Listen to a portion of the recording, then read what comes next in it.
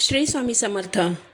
तुम्हा सगळ्यांचं श्री स्वामी समर्थ कृपा या माझ्या मराठी यूट्यूब चॅनलवर मनापासून खूप खूप स्वागत. तुमचा आजचा दिवस सुखमय आणि आनंदी जावो हीच स्वामींच्या चरणी प्रार्थना करते. उद्या आहे चैत्र महिन्यातील कृष्ण पक्षातील संकष्ट चतुर्थी. चतुर्थी तिथीला सुरुवात होईल 16 एप्रिल 2025 रोजी दुपारी 1:16 आणि ही तिथी समाप्त होईल 17 एप्रिल 2025 रोजी दुपारी 3:23. त्यानुसार 16 एप्रिल 2025 रोजी संकष्ट चतुर्थी आहे. ही संकष्ट चतुर्थी बुधवारी आलेली आहे. त्यामुळे या संकष्टीला विशिष्ट महत्त्व आहे. कारण बुधवार हा गणेशाचा वार आहे. या दिवशी गणेशाचं तत्व 1000 पटीने अधिक कार्यरत असतं. तर बुधवारी संकष्ट चतुर्थीच्या दिवशी जर आपण आपल्यावरील संकट, विघ्न आणि अडचणींमधून बाहेर पडण्यासाठी गणपती बाप्पांना जर साकडं घातलं तर विघ्नहर्ता आपल्या मदतीला धावून येतोच. चैत्र महिन्यात बुधवारी आलेल्या या संकष्ट चतुर्थीच्या दिवशी गणपती बाप्पांची विधिवत पूजा आणि आराधना केल्याने जीवनातील सर्व बाधा आणि पापे नष्ट होतात. महिलांनी या दिवशी आपल्या मुलांसाठी काही उपाय अवश्य करावेत. या दिवशी सकाळी लवकर उठून स्नान करून स्वच्छ कपडे परिधान करा. घरातील पूजास्थान स्वच्छ करून देवघरातील देवांची पूजा करा.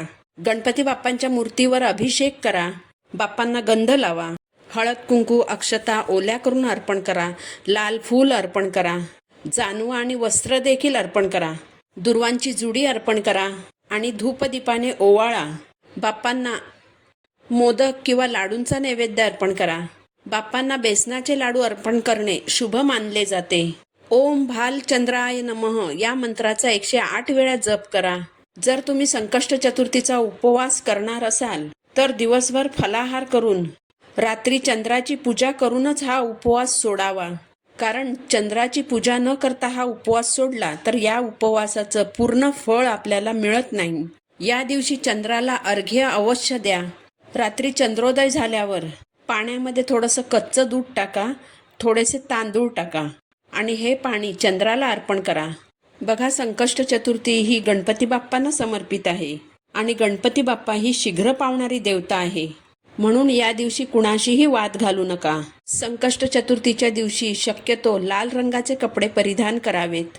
बाप्पांची पूजा करताना तुळशीच्या पानांचा चुकूनही वापर करू नका. संकष्ट चतुर्थीच्या दिवशी अशा प्रकारे बाप्पांची पूजा केल्याने जीवनामध्ये सुखसमृद्धी नांदते आणि विघ्ने दूर होतात अशी श्रद्धा आहे. संकष्ट चतुर्थीच्या दिवशी बऱ्याच माता या आपल्या मुलांसाठी उपवास करतात. मुलांच्या दीर्घायुष्यासाठी आणि मुलांच्या चांगल्या आरोग्यासाठी गणपती बाप्पांची विधिवत पूजा करतात. मुलांची बुद्धी तेज व्हावी, त्यांनी केलेला अभ्यास त्यांच्या लक्षात राहावा आणि जास्तीत जास्त विद्या त्यांनी ग्रहण करावी. यासाठी संकष्ट चतुर्थीच्या दिवशी गणपती बाप्पांना हिरवी वेलची आणि पिस्ता अर्पण करावा. मुले मोठी असतील तर मुलांच्या हातात हिरवी वेलची आणि पिस्ता देऊन बाप्पांच्या चरणी अर्पण करण्यास सांगावे.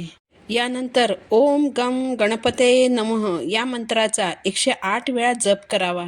मुले लहान असतील तर आईने मुलांसाठी हा जप करावा. तुमच्यावर जर एखादं संकट आलं असेल किंवा तुमच्या मुलांवर जर एखादं संकट आलेलं असेल तर ते दूर करण्यासाठी गणपती बाप्पांना लाल फूल अर्पण करावं. गुळाचा नैवेद्य अर्पण करावा आणि ओम विघ्ननाशाय नमः या मंत्राचा 108 वेळा जप करावा. याचबरोबर या दिवशी आपल्याला आपल्या मुलांसाठी एक उपाय करायचा आहे. हा उपाय तुम्ही देवघरातील गणपती बाप्पांच्या मूर्तीसमोरही करू शकता. पण हा उपाय जर तुम्ही मंदिरात जाऊन केला तर जास्त चांगलं होईल. कारण मंदिरात जी पवित्रता, सात्विकता असते तेवढं पवित्र आपल्या घरात नसतं. जरी आपण आपलं घर स्वच्छ करत असलो तरी देखील मंदिरा इतकं पावित्र्य आपल्याला आपल्या घरात मिळत नाही. म्हणून हा उपाय तुम्ही शक्यतो मंदिरात जाऊन केला तर अतिशय उत्तम होईल. या उपायासाठी 21 दुर्वांची एक जुडी घ्यायची, एक लाल फूल, 21 शमीची पानं, हळद, कुंकू आणि गूळ खोबरं हा नैवेद्य घेऊन बाप्पांच्या मंदिरात जायचं. मंदिरात गेल्यानंतर मुलांसंबंधीची जी कोणतीही तुमची इच्छा असेल ती बाप्पांना सांगायची. यानंतर दुर्वांची जुडी बाप्पांच्या पोटाजवळ अर्पण करायची. दुर्वांच्या जुडीचा देठ बाप्पांकडे करायचा आणि दुर्वांच्या जुडीचा शेंडा जो आहे तो आपल्याकडे होईल अशा रीतीने दुर्वांची जुडी बाप्पांच्या पोटाशी अर्पण करायची. जास्वंदाचं फूल बाप्पांच्या डोक्याला लावायचं आणि त्यानंतर बाप्पांच्या चरणाशी अर्पण करायचं. बाप्पांना हळद कुंकू वाहायचं, अक्षता अर्पण करायच्या, शमीची पानं अर्पण करायची, गुळ खोबऱ्याचा नैवेद्य अर्पण करायचा. मुलं जर मोठी असतील तर हे सर्व मुलांकडून करून घ्यायचं आणि मुलं लहान असतील तर हे सर्व आईने मुलांसाठी करायचं.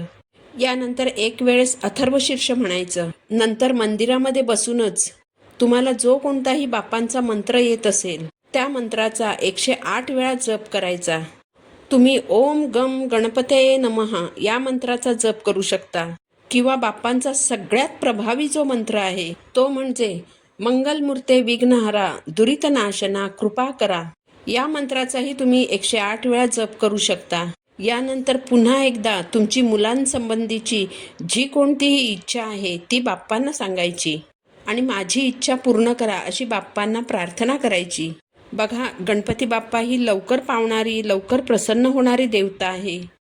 त्यामुळे तुम्ही केलेल्या सेवेचं फळ तुम्हाला 100% मिळणारच. तर तुमच्या मुलांच्या उज्ज्वल भविष्यासाठी हा उपाय तुम्ही नक्की करून बघा. संकष्ट चतुर्थी दर महिन्याला येत असते, तर दर संकष्टीला जर तुम्ही हा उपाय केला तर त्याचे खूप चांगले परिणाम तुम्हाला दिसून येतील. तर तुमच्या मुलांच्या प्रगतीसाठी आणि चांगल्या भविष्यासाठी हे उपाय तुम्ही उद्या संकष्टीला नक्की करा. झालेली सेवा मी महाराजांच्या चरणी अर्पण करते. पुन्हा भेटू नवीन व्हिडिओसोबत. श्री स्वामी समर्थ.